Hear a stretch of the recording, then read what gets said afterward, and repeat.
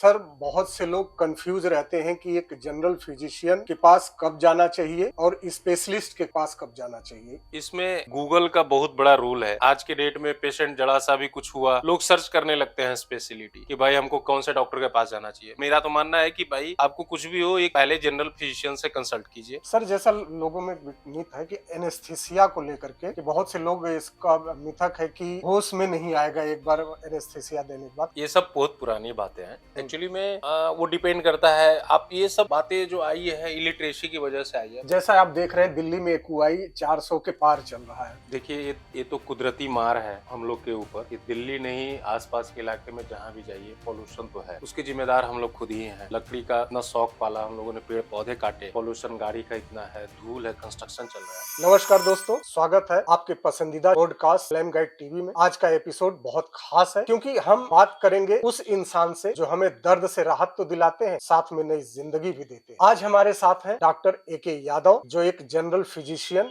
और सर्जन है, साथ ही मानमती हॉस्पिटल के फाउंडर और डायरेक्टर है। आज हम जानेंगे कि डॉक्टर के दिमाग में क्या चलता है, ऑपरेशन थिएटर के राज क्या है और वो कौन ऐसी गलतियां हैं जो हमें अस्पताल तक पहुंचाती हैं। तो चलिए शुरू करते हैं और डॉक्टर साहब से बिना देरी के बातचीत करते हैं। नमस्कार, मैं doctor A K. Yadav, senior consultant, Manmati hospital, Arjun Nagar, Safdarjung enclave में।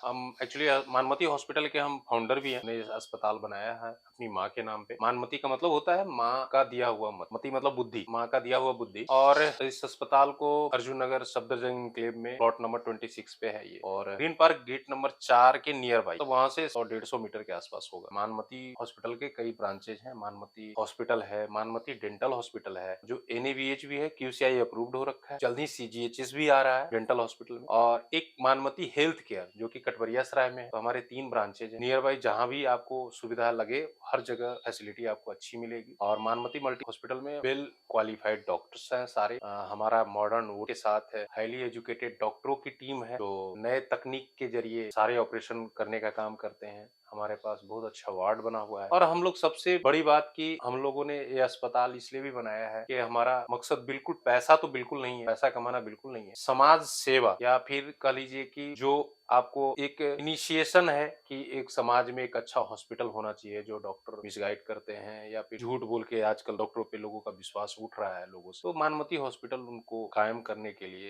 इस मार्केट में आया है। और आप लोगों से ये अनुरोध करता है कि भाई आप विश्वास कीजिए, आइए एक बार विजिट कीजिए, देखिए हॉस्पिटल कैसा है, डॉक्टर कैसे हैं, आपको सूट करता है, फायदा करता है या नहीं। Thank you. तो जैसा डॉक्टर साहब आपने बताया, आजकल लोगों का डॉक्टर से भरोसा उठ रहा है और लोग कहते हैं कि डॉक्टर एक भगवान होते हैं। तो ये आजकल इसका कारण क्या है? मतलब ऐसा क्यों हो रहा है कि लोगों का भरोसा उठ रहा है? कैसा है ये, क्यों चलन में आ गया है? देखिए, इसमें हम बहुत संक्षेप में कहेंगे कि हर इंसान का अपना कर्म है, लोग कर रहा है। और पहले के डॉक्टर भगवान होते भी थे, आज भी ऐसे नहीं है कि आज सारा डॉक्टर वैसा ही है। जी। सारे डॉक्टर ऐसा नहीं कर रहे हैं, या तो अस्पताल का मैनेजमेंट का कह लीजिए गलती। हमको तो नहीं लगता कि डॉक्टर ऐसा होता है। जी। डॉक्टर आज भी भगवान है और कल भगवान। भी भगवान रहेगा। हाँ, डॉक्टर तो देखिए, आप जो है कि प्रत्यक्ष रूप में तो डॉक्टर ही है जो जिसे आप भगवान कह सकते हैं। आप रोते हुए आते हैं, हँसते हुए जाते हैं हॉस्पिटल से, तो ये बड़ा कारण है। लेकिन कुछ लोगों की वजह से मुझे लगता है कि ये मार्केट या ये पेशा लोगों को थोड़ा-सा बदनाम कर रहा है। हाँ, बिल्कुल, बिल्कुल। देखिए, हमारा पर्सनली ये है कि हम लोग यही आज के डेट में जो मानमती हॉस्पिटल में कोई भी आते हैं, तो पेशेंट को सबसे बड़ा विश्वास देते हैं कि भाई हम आपके साथ गलत नहीं। अस्पताल, मोस्टली अस्पतालों पे कंप्लेन होता है कि भाई हमने गया और इतना का बिल बना दिया। मानमती हॉस्पिटल इस विश्वास को कायम रखने में 100% सक्षम सफल रहेगा। सफल रहे। सर, बहुत से लोग कंफ्यूज रहते हैं कि एक जनरल फिजिशियन के पास कब जाना चाहिए और स्पेशलिस्ट के पास कब जाना चाहिए। लोगों को कंफ्यूजन क्यों है इस बात? इसमें गूगल का बहुत बड़ा रोल है। आज के डेट में पेशेंट जरा सा भी कुछ हुआ, लोग सर्च करने लगते हैं स्पेशलिटी कि भाई हमको कौन से डॉक्टर के पास जाना चाहिए। मेरा तो मानना है कि भाई आपको कुछ भी हो, एक पहले जनरल फिजिशियन से कंसल्ट कीजिए। अगर उस डॉक्टर को लगता है कि ये बीमारी कौन से डॉक्टर के पास, कौन से स्पेशलिटी के पास जाना चाहिए, वो खुद ब खुद रेफर कर देंगे। तो सबसे पहले तो हर इंसान को चाहिए कि अगर कुछ भी हुआ तो एक फिजिशियन से एटलीस्ट कंसल्ट करे और देन डिसाइड कि कहाँ जाना। हॉस्पिटल भी यही कहता है कि यदि कोई आता है तो सबसे पहले जनरल फिजिशियन से बात कराई जाती है, हाँ जी, उसके बाद फिर स्पेशलिस्ट के पास ये भेजा भेजा जाता है। जाए। सर, आजकल गूगल डॉक्टर का चलन, जैसा कि आपने बताया कि गूगल डॉक्टर का चलन बहुत बढ़ गया है। मरीज खुद बीमारी को सर्च करके आते हैं। यह आपके लिए कितना मुश्किल है? बिल्कुल मुश्किल है। आज के डेट में लोगों का ट्रीटमेंट करना इतना मुश्किल हो गया है कि आप कोई भी दवाई प्रिस्क्रिप्शन में देते हैं वो तुरंत गूगल में सर्च करता है, और गूगल कभी ट्रीटमेंट नहीं कर सकता नहीं और वो न किया है न करेगा। करेगा। गूगल तो तो एक आप लोगों से यही कहते हैं कि भाई आप गूगल पे मत जाइए, आप डॉक्टर पे विश्वास रखिए, हुँ, अपने डॉक्टर से कंसल्ट कीजिए, वो जो हुँ। कहते हैं उसको गूगल में सर्च भी मत कीजिए। हाँ, वो कन्फ्यूज़न आपको आप पैदा कंफ्यूजन कर आप खुद पैदा कर रहे हैं ना। बिल्कुल, आप बिल्कुल, अपने आप मन को संतुष्टि देने के लिए, और आप डर जाते हैं। बिल्कुल। गूगल तो बहुत सारी बातें बताने लगता है कि हुँ, भाई हुँ, आपको एक हुँ, छोटा सा गांठ है तो बोल देता है कैंसर हो गया है, हाँ, वो जबकि तो ऐसी कोई बात तो ऐसी है कोई नहीं। बात होती नहीं है। तो लोगों को यही सलाह देते हैं कि बिल्कुल गूगल डॉक्टर से आप बचे, रियल डॉक्टर पे भरोसा कीजिए। भरोसा रखिए, बहुत अच्छी बात आपने बताई। भाई रियल पे भरोसा ही रखना पड़ेगा आपको, क्योंकि गूगल डॉक्टर आपको एक थोड़ी-सी जानकारी दे करके और आपके टेंशन लेवल को बढ़ा सकता बड़ा है। सर ये कौन-सी 3 आम गलतियाँ होती हैं, जो हम अपनी रोज़मर्रा की लाइफ़स्टाइल में कर रहे हैं, जो हमें बीमार बना रही हैं? देखिए, रोजमर्रा की जिंदगी में सबसे ज्यादा इंसान को जरूरी है कि फिजिकल एक्टिविटी। आप सुबह उठिए, लोग को देखते हैं कि भाई 8 बजे तक 10 बजे तक सोए हैं, सोए जो और बहुत से ऐसे लोग हैं जो 1-1 2-2 बजे तक सोते हैं। सोते रहे। सबसे ज्यादा जरूरी है अपने डेली लाइफ में कि आप फिजिकल एक्टिविटी को शामिल कीजिए, हुँ, योगा कीजिए, रनिंग कीजिए। दूसरा कि आप डाइट कैसा लेते हैं, आपकी दिन की शुरुआत कैसे होती है। हुँ, ऐसा तो हुँ। नहीं आप जहर से शुरुआत कर रहे हैं, बिल्कुल, आप बिल्कुल। चाय का 1 कप प्याली से शुरुआत कर रहे हैं जो आपको हाँ, एसिडिटी बना रहा हो, लीवर इफेक्ट कर रहा हो। तीसरा कि आप अपने खान-पान में क्या शामिल कर रहे हैं, कैसा हुँ, खाना खा रहे हैं। हुँ। ये चीज़ें जो है लोगों को बीमार बना रही हैं। तो डॉक्टर साहब जैसा आप बता रहे हैं खान-पान, तो खान-पान में एक रूटीन मॉर्निंग में मान लीजिए जैसे कि लोग उठते हैं तो कहते हैं कि मैं गर्म पानी पीता हूँ, या कोई चाय ले लेता है, कोई कॉफ़ी ले लेता है, कहता है कि मेरी दिन की शुरुआत हो जा इसी से होती है, तो कितना ठीक है या कितना गलत? देखिए, जब से मैंने ऑनलाइन वाला ये सिस्टम यूट्यूब और ये गूगल पे लोग आने लगे, बहुत सारे आयुर्वेदिक डॉक्टर आते हैं, ये पी लीजिए, वो काढ़ा पी लीजिए, ये कर लीजिए, गर्म पानी पीजिए, मोटापा कम हो जाएगा। हम ये सब मिथ मानते हैं। ओके। आप अगर आपको कोई रियली में प्रॉब्लम है, आप एक अच्छे डायटीशियन के पास जाइए, एक अच्छे डॉक्टर से कंसल्ट कीजिए हुँ, कि सर हुँ, हमारा लाइफ़स्टाइल कैसा होना चाहिए। हुँ, हमारा बॉडी वेट के हिसाब से डॉक्टर आपकी बीमारी के हिसाब से आपके लाइफ़स्टाइल को तय करेगा, हुँ, आपके खान-पान को तय करेगा। हुँ, हुँ, और बिल्कुल भी लोगों को हिदायत देते हैं कि वो गूगल पे जाके, यूट्यूब पे जाके, बाबा को देख के आयुर्वेद में चला गया, ये कर लिया, वो कर लिया, ये सब करने की कोई ज़रूरत नहीं है। मतलब उसको इतनी भटकने की ज़रूरत नहीं भटकने की है। बिल्कुल ज़रूरत नहीं है, और अगर कोई अच्छी सलाह दे रहा है, तो एक एजुकेटेड डॉक्टर आपको देगा दे और उसकी बात मानिए। मतलब एक एजुकेटेड डॉक्टर ही आपको ठीक रख सकता है। रख सकता है। जी, बिल्कुल। अदरवाइज़ आप इधर-उधर भटकते बट रहेंगे इनके उनके यहाँ हुँ, बाबाओं के हुँ, चक्कर हुँ, में, तो हुँ, फिर हुँ, आप हुँ।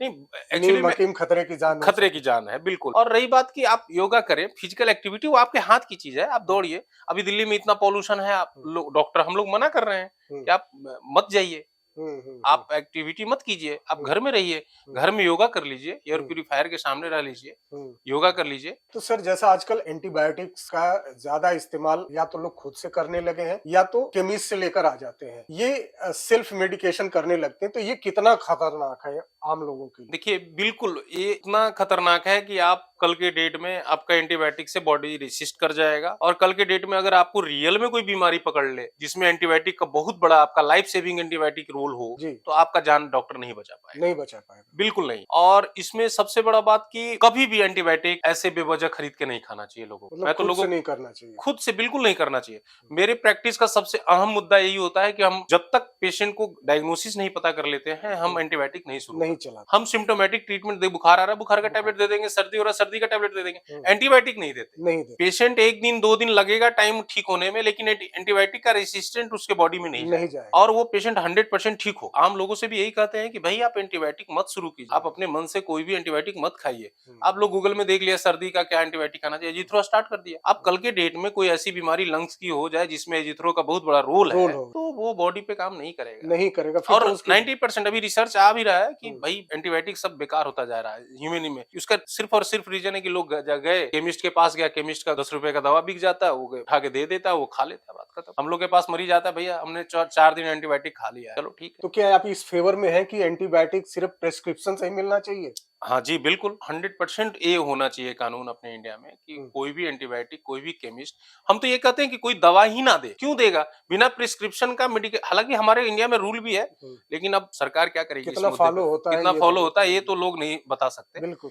हर केमिस्ट के पास जाइएगा, लोग का भीड़ है, भैया हमको ये दे दो दवा, हमको ये दे दो, और केमिस्ट वाले खुल के देते खुल भी के हैं। देते हैं बहुत जी, सारी चीजें, और वो भी दवा जो कि वर्जित है। वर्जित जी वो बिल्कुल। बहुत सारी ऐसी दवाएं हैं जो वर्जित है, बिना प्रेस्क्रिप्शन के नहीं दी जा सकती हैं, हुँ, बट वो भी आम खुले मार्केट में अवेलेबल है। अवेलेबल जी। और ये बड़ा आज के लोगों की सेहत, अपने सेहत का बहुत खतरनाक लेवल पे ले जा रहे ये हैं। तो आम आदमी को सोचना चाहिए कि भाई हमको, वो खुद पढ़े लिखे होते हैं, कि हमको केमिस्ट से दवा खानी है या डॉक्टर से खानी हाँ, है। ये तो उनको खुद डिसाइड करना होगा। बहुत पढ़े लिखे लोग भी इसमें शामिल हैं। शामिल है, बिल्कुल।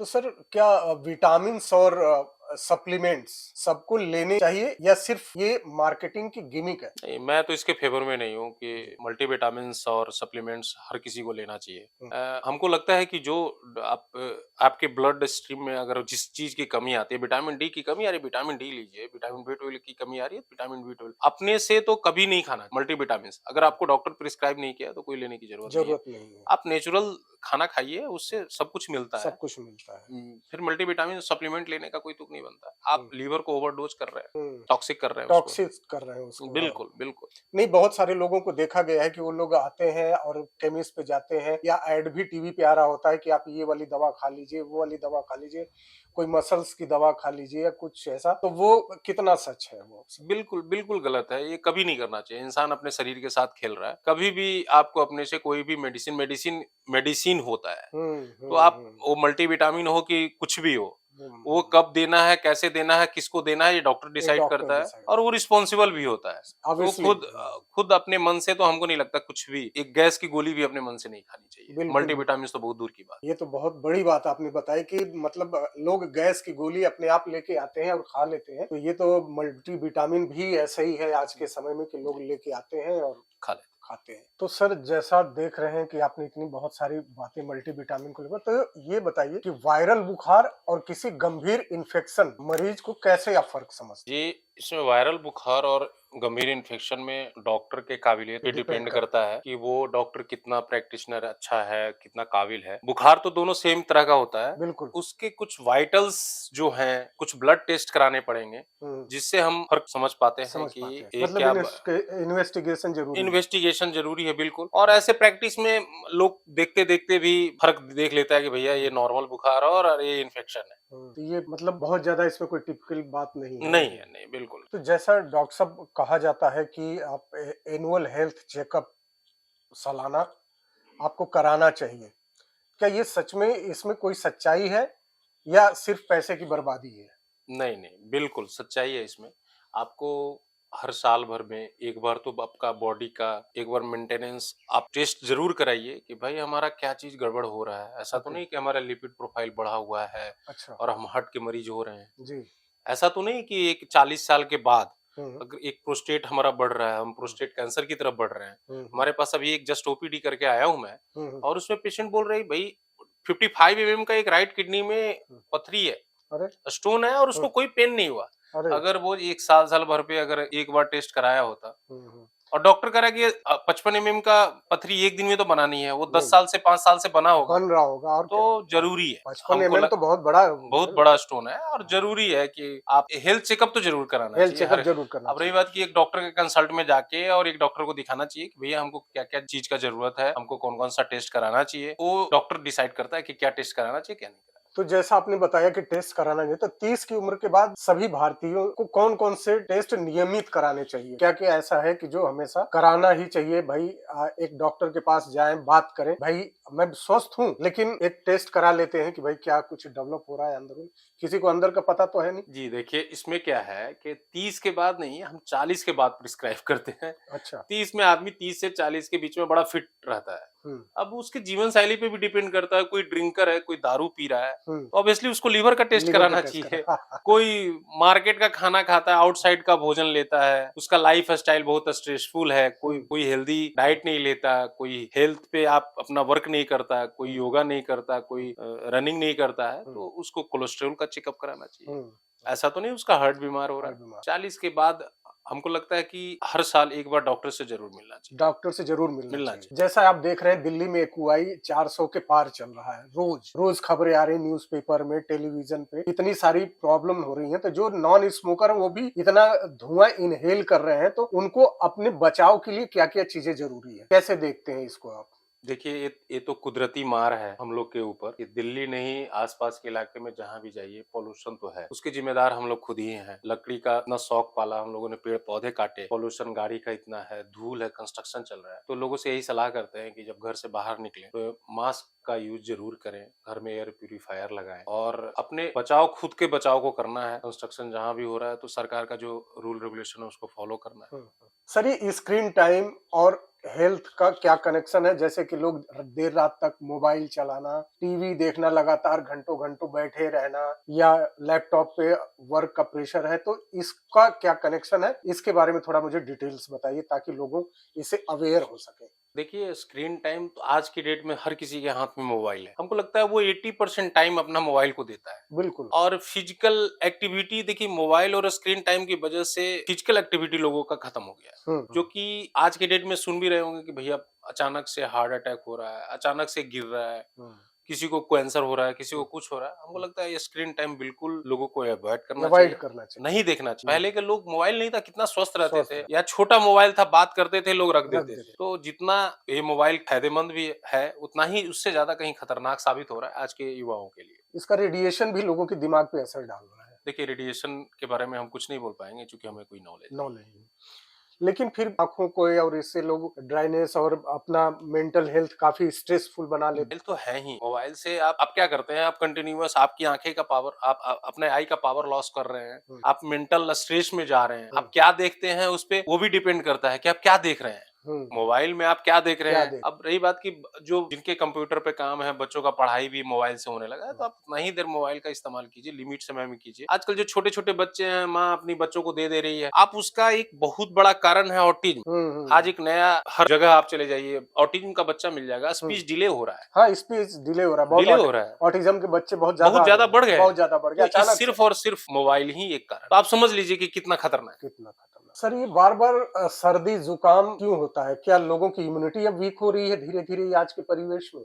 देखिए सर्दी और खांसी, दिल्ली की बात कर रहे हैं तो हम तो सबसे बड़ा कारण पॉल्यूशन मानते हैं कि पॉल्यूशन ही है जो सर्दी खांसी। और ऑब्वियसली इम्यूनिटी वीक होगा यहाँ के लोगों को। जो लोग हिमाचल में रहते हैं, पहाड़ों में रहते हैं, उनका इम्यूनिटी बहुत अच्छा होता है। जो दिल्ली में रहते हैं वो ये स्मोक है, ये आप देख रहे हैं इमरजेंसी है, ये एक तरह का जो 400 AQI है, और ये लोगों को बीमार कर रहा है, इम्यूनिटी को बिल्कुल तोड़ रहा है, और कैंसर का बहुत बड़ा कारण है। तो जैसा आप देख रहे हैं कि मौसम बदल रहा है, एक्सपोजर आ रहा है, ठंड अपने धीरे धीरे पीक पे आने वाली है, तो इसमें लोगों को क्या सावधानियां रखनी चाहिए? अभी जैसे ठंड का सीजन स्टार्ट हुआ है जी। हमको लगता है कि अभी से ही लोग अपने कपड़ों पे ज्यादा ध्यान दे।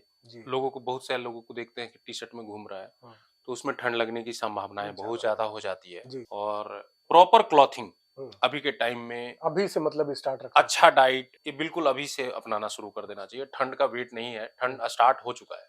सर, बच्चों में इम्यूनिटी कैसे बढ़ाई जाए? जबकि आजकल बच्चे पहले बच्चे क्या है, धूल मिट्टी में खूब खेलते थे, कूदते थे। जैसा आप भी बता रहे हैं कि आप बिहार से हैं, गांव से हैं, तो आपने देखा होगा बचपन कैसे आपका बीता होगा, कभी बाग में, बगीचे में, जमीन में, मिट्टी में। लेकिन दिल्ली में तो बच्चे को पता ही नहीं कि धूल क्या होती है, यहाँ तो डस्ट में खेल रहे होते हैं, तो उनकी इम्यूनिटी बहुत वीक हो गई है। तो उनके लिए क्या करना चाहिए? हाँ, आज के बच्चों का इम्यूनिटी कैसे बढ़ेगा, ये बड़ा चिंता का विषय है। एक्चुअली में हम लोग का जब जमाना था, हमने तो याद है हमें कि हम बचपन में स्कूल जाते थे, वो मट्टी वाले रूम में बैठ के पढ़े हैं। लालू जी का चरवाहा विद्यालय में हमने पढ़ा है, भैंस पे बैठ के गए हैं स्कूल।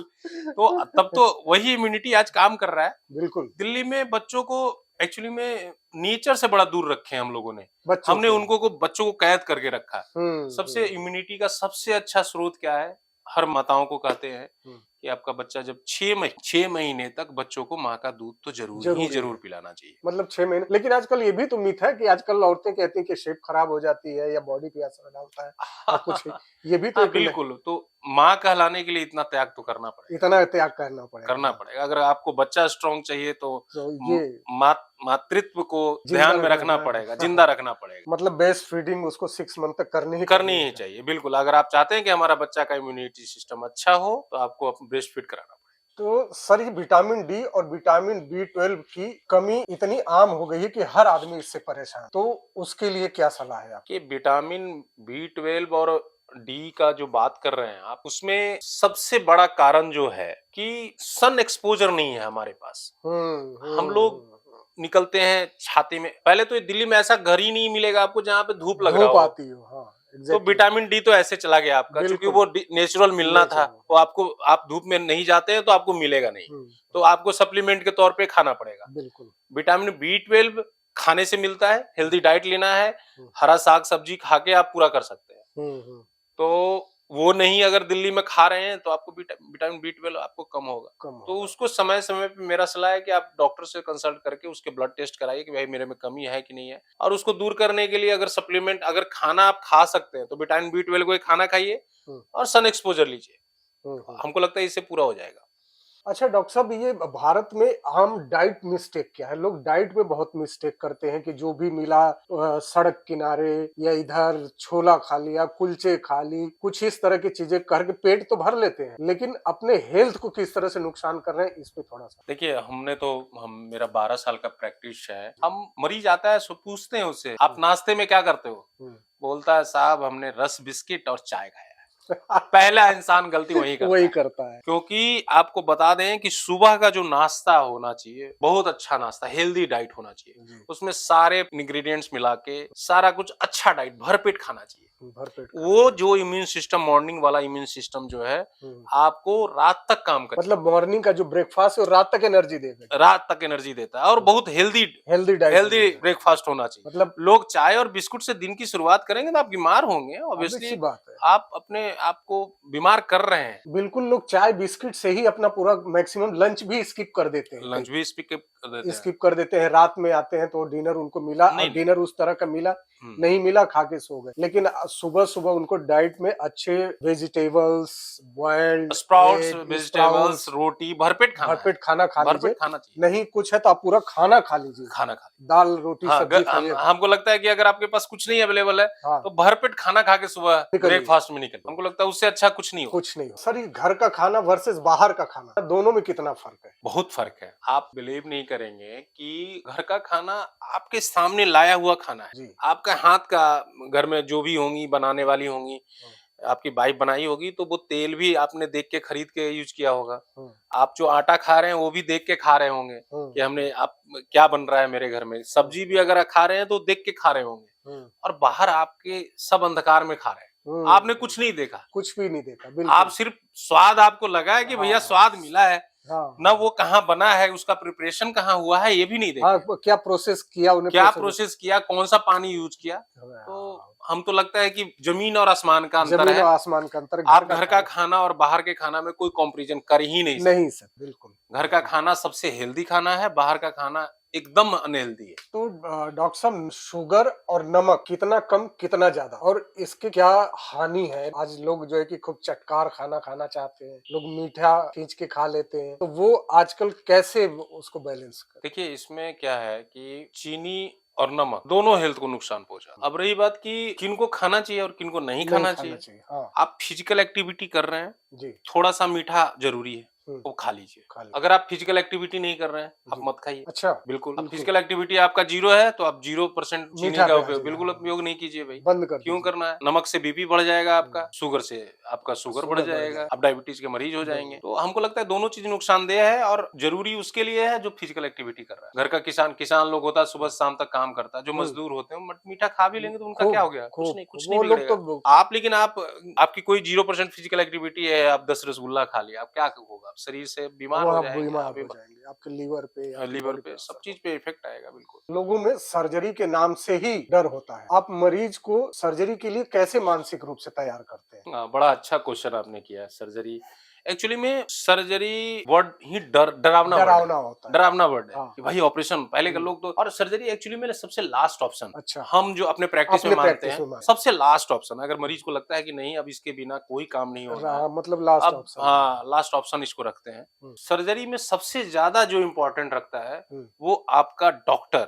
जो सर्जन होता है, उस पे बहुत बिलीव करना पड़ेगा, और बिलीव के साथ साथ आप उसके बारे में जाने कि भाई हमारी सर्जरी कौन कर रहा है, वहाँ सुविधाएं क्या है। इन सब चीजों के बारे में पेशेंट को बताते हैं कि हमारे पास ऐसे ऐसे सर्जन हैं, लोगों को विश्वास दिलाते हैं कि भाई आपको कुछ नहीं होने देंगे। और कोई भी डॉक्टर नहीं चाहता है कि किसी को कुछ हो हाँ, जाए भाई बिल्कुल, सर्जरी। बिल्कुल, अपने पेशेंट बाकी को कौन लॉस करना चाहेगा? बिल्कुल नहीं लॉस करना चाहता है। हम्म। और सर्जरी के लिए तो मेंटल प्रिपेयर करना पड़ता है मरीज को, मरीज डरता भी है, फिर उसको डॉक्टर बिलीव दिलाता है, अपना बना के बनाता है कि भाई हम हैं तुम्हारे साथ और बिल्कुल, डरने की जरूरत नहीं जरूरत है। नहीं है। और हम लोग ऐसा करता, मानमती हॉस्पिटल ऐसा करता ही नहीं है, बिल्कुल नहीं करता। हर मरीज को लगता है उसका अपना परिवार है। परिवार है। नहीं, देखा है आपका स्टाफ का बहुत अच्छा व्यवहार है, जी। लोगों से बातचीत और ये तरीका मतलब फेमिलियर लगता है। ऐसा नहीं लगता कि मैं कहीं अलग जगह पे आया हूँ, ऐसे लगता है कि पहले भी बात हमारी हो चुकी हो है, ऐसा। चुकी है। जी, जी, बिल्कुल। तो ये आपके हॉस्पिटल का बहुत एक अच्छा पॉजिटिव रिस्पॉन्स है। हमारा कोटेशन ही माँ जैसा प्यार। मानमती का मतलब ही माँ जैसा माँ प्यार। जैसा प्यार। जी, जी, बिल्कुल। चलिए, तो बहुत अच्छी बात रही।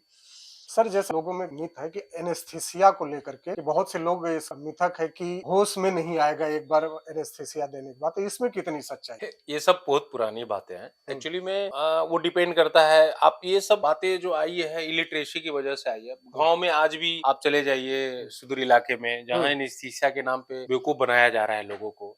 वो एनेस्थीसिया होते ही नहीं है, वो डॉक्टर ही नहीं होता जो बेहोश कर रहा होता है। ओके। उसको पता ही नहीं होता है कि डोज कितना देना है, कितना डोज देना है कितने उसको? टाइम के लिए। आज तो दिल्ली में या फिर जो पढ़े लिखे डॉक्टर होते हैं एनेस्थीसिया जो पीजी कर रहे होते हैं या करके आए होते हैं, उनको तो ये पता होता है कि कितना ड्यूरेशन की सर्जरी चलेगी, कितना देर बेहोश रखना है, उसके हिसाब से डोज कैलकुलेट होता है। और प्रॉपर मशीन है अच्छा। जिसमें वेंटिलेटर इनबिल्ड है। वो सब इतने महंगे महंगे मशीन आ रहे हैं, तो ये ऐसा मिस्टेक होने का 0% संभावना नहीं। अब मतलब कि अब ये चीजें बहुत बदल चुकी नहीं बदल चुकी है। तो आज भी गांव में आप चले जाइए, आप लोग कर रहे हैं, गलत कर रहे हैं, तो गलत तो हर जगह हो रहा हर है। जगह। लेकिन कहने का मतलब अगर आप प्रॉपर सेटअप में आए हैं, जी। दिल्ली जैसे संस्थान में, एक अच्छा हॉस्पिटल में, मानमती में आते हैं, तो हमारे पास एनेस्थीसिया का जो प्रॉपर डॉक्टर है वो है। वो 0% चांस है कि एक एनेस्थीसिया का डॉक्टर होते हुए भी कोई ओवरडोज दे दिया और बेहोश का बेहोश रह गया। बाकी तो ईश्वर है, जरूर है कि वह चीजें डिसाइड करते हैं कि भाई क्या करना नहीं करना, जीवन मरण तो उनके हाथ में है। लेकिन ऐसा नहीं हो सकता कि भाई आप बेहोश किया तो बेहोश ही रह गया। वो rare of the rarest case है जिनको ओवरडोज चला गया होगा बाई मिस्टेक। लेकिन आपके डेट में ऐसा अब ऐसा पॉसिबल नहीं।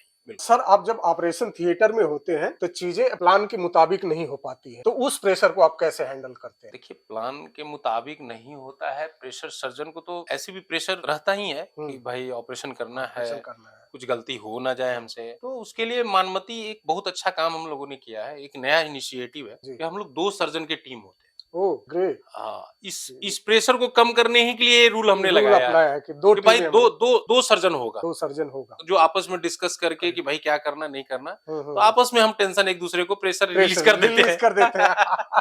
नहीं, ये तो बहुत अच्छी बात बताई कि आपने 2 सर्जन का बैकअप लेके चलते हाँ हैं। जी, जी, श्योर। कि कोई किसी एक को प्रेशर हुआ कि अब आप कहीं अटक गया है, तो दूसरा डिस्कस करके उसे वहां से रिलीज कराएगा। जी, बिल्कुल, बिल्कुल। और हमको लगता है कि हर अस्पताल को करना चाहिए। वो आप ठीक है, फुल फ्लेज में एक डॉक्टर कभी भी गड़बड़ हो सकता है, ऐसा कुछ नहीं भी है। हो सकता है, ह्यूमन बॉडी है। ह्यूमन बॉडी है, कभी दिमाग स्ट्रेस में हो सकता है, आ सकता है। आप रखिए, ऐसा करना चाहिए, हर अस्पताल को ऐसा करना चाहिए, बैकअप रखना चाहिए। रखना चाहिए। ये मानमती का एक बहुत अच्छा इनिशिएटिव है, इसको सभी लोगों को अप्रिशिएट करना चाहिए। तो सर्जरी के दौरान क्या डॉक्टर आपस में बात करते हैं या माना जाता है कि वहाँ का माहौल कैसा होता है? कुछ इसके बारे में आप। बहुत फ्रेंडली माहौल होता है। अगर डॉक्टर आपस में होते हैं तो बात डिस्कशन होता है, पेशेंट के बारे में ही डिस्कशन होता है। जब कंप्लीट हो जाता है तो आपस में बात भी करते हैं, चाय कॉफी ओटी के अंदर होता है, सारा चीज अंदर करते हैं, फैमिली बात होती है, सब कुछ बात होता है। ऐसा नहीं है कि ओटी का मतलब होता है ऐसा कुछ कोई कैद कर लिया, डॉक्टर को तो कोई कैद करता नहीं है। बिल्कुल, बिल्कुल। तो अंदर में बात करते हैं हम लोग, सर्जन लोग, सब लोग आपस में बात करते हैं, एक दूसरे का हालचाल पूछते हैं, टेक्नीशियंस का पूछते हैं। पेशेंट का काम कंप्लीट होना चाहिए, उसमें कोई गलती नहीं होनी चाहिए, उस पे हमेशा फोकस रहता है। फोकस पेशेंट है, बाकी चीजें तो चलती है। तो ऐसा है कि ये भी मिथक है कि सर्जरी के बाद लोगों का वजन बढ़ जाता है, ये भी ऐसा है पॉसिबल? नहीं, मिथ, ये तो मिथ है। आप सर्जरी, अब देखिए गांव में लोगों को, अरे भाई सर्जरी इसका हुआ है, खूब अच्छा खाना दो, ब्लड लॉस हुआ होगा, ऐसा होता नहीं है। जनरली अगर ब्लड लॉस हुआ है तो अगर जरूरत से ज्यादा हुआ है तो डॉक्टर उसको चढ़ा भी देता है। हाँ, बिल्कुल। तो लोग उस सर्जरी के बाद क्या करते हैं, लोग हेल्दी डाइट खाना शुरू कर देते हैं कि भाई हम जल्दी रिकवरी कर लें, और करना भी चाहिए। तो हमको लगता है कि वेट थोड़ा बहुत तो बढ़ता होगा, क्योंकि अच्छा खाना खाइएगा तो वेट बढ़ेगा। बिल्कुल। और सर्जरी, बहुत सी ऐसी सर्जरी है जिसमें थोड़ा चलने के लिए, जैसे हर्निया की सर्जरी करते हैं तो 5-10 दिन हम लोग पेशेंट को अवॉइड बोलते हैं, भाई भारी वजन मत उठाना, चलना नहीं, थोड़ा तेज वॉक नहीं करना, तो फिजिकल एक्टिविटी को रिस्ट्रिक्ट करते हैं। ऑपरेशन के बाद फिजिकल एक्टिविटी रिस्ट्रिक्ट रहता है, तो उसकी वजह से भी वजन हो सकता है, फिजिकल एक्टिविटी ना कर रहा उसकी वजह से भी वजन बढ़ रहा हो, और हेल्दी डाइट खा रहा उसकी वजह से भी बढ़ बढ़ा सकता है। हाँ, जी अब रेगुलर डाइट से वो हटके उसको दिया जाता है सारी चीजें। सारी चीजें हाँ, तो इस वजह से उसका वजन बढ़ना लाजमी है। बढ़ रहा है। लेकिन वैसा नहीं है कि जैसा मिथक है कि नहीं हाँ, भाई। नहीं नहीं नहीं, बिल्कुल नहीं, बिल्कुल नहीं। क्या हर ऑपरेशन के बाद आईसीयू जाना पड़ता है? कुछ ऐसा भी है? नहीं नहीं, ये गलत बात है। गलत है। आईसीयू की जरूरत पड़ती ही नहीं है। ऑपरेशन के अच्छा। बाद क्यों जरूरत पड़ेगा आईसीयू का? किसी भी, हमको लगता है कार्डियक पेशेंट में, हार्ट सर्जरी के केस में, न्यूरो सर्जरी के केस में आईसीयू की नीड पड़ सकती है। अच्छा। पेशेंट चूंकि अगर वेंटिलेटर पे है तो आईसीयू, आईसीयू का राइट। मतलब था ventilator, ventilator. Intensive care unit हाँ, उसको बोलते उसका हैं। बोलते तो हैं। मतलब बहुत ज्यादा, जैसे हार्ट सर्जरी के केस में, न्यूरो के केस में आईसीयू की जरूरत पड़ती है। आईसीयू की जरूरत। बाकी जनरल सर्जरी और न्यूरो ये सब ऑर्थो में हमको नहीं लगता ऐसा कोई जरूरत पड़ती है। मतलब ये बिना मतलब की ये बातें हैं कि नहीं हाँ, भाई कि ऑपरेशन हुआ है तो आईसीयू में जाएगा ही नहीं जाएगा। नहीं नहीं, बिल्कुल ऐसा नहीं, कुछ बिल्कुल नहीं। बिल्कुल आप हम आईसीयू, हम ऑपरेशन करते हैं, रिकवरी रूम में शिफ्ट किए, नहीं। पेशेंट ठीक हो गया है, होश में आ गया, जनरल वार्ड में शिफ्ट कर दिए। Okay, okay. अच्छा, ये हार्निया के ऑपरेशन की कब जरूरत पड़ती है? कि हर्निया तो,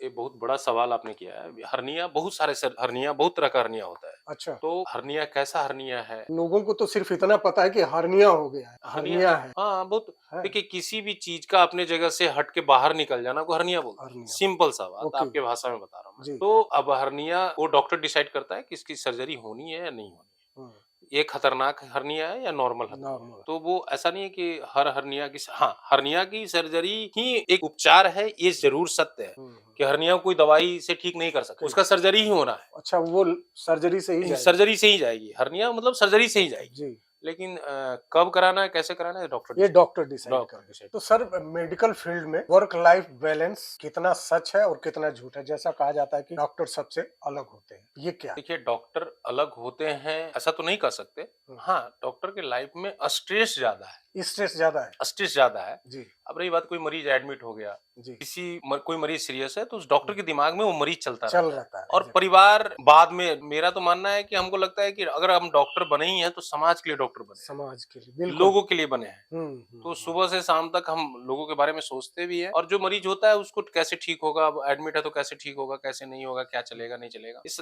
तमाम सारी चीजें चलती है। ऑपरेशन करने के बाद भी टेंशन में आदमी रहता है कि भाई ठीक हो गया ना, सब कुछ हो गया ना। तो स्ट्रेसफुल लाइफ है डॉक्टर का, जरूर है। लेकिन ऐसा नहीं है कि डॉक्टर एंजॉय नहीं करता, अपने परिवार को टाइम नहीं देता, बिल्कुल टाइम देते हैं। और हम लोग वीकेंड या ऐसे हॉलीडे पे जाते हैं तो बिल्कुल सब कुछ भूल के जाते हैं कि भैया ओके। कुछ नहीं, हम डॉक्टर नहीं है, एक आम इंसान है।